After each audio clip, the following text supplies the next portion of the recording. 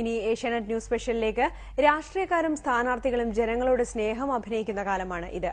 എന്നാൽ ഒട്ടും അഭിനയമില്ലാത്ത ഒരു അപൂർവ സ്നേഹബന്ധത്തെക്കുറിച്ചാണ് ഈ റിപ്പോർട്ട്.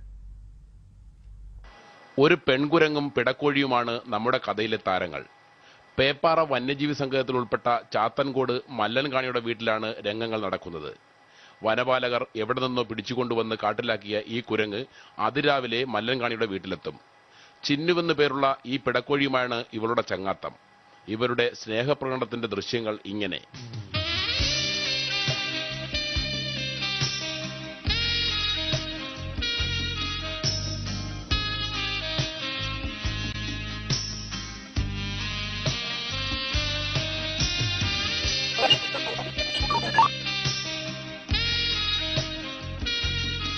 ചിലപ്പോൾ ഇവർ മരത്തിന്റെ മുകളിലായിരിക്കും, ചിലപ്പോൾ സുഖമായി ഉറങ്ങും.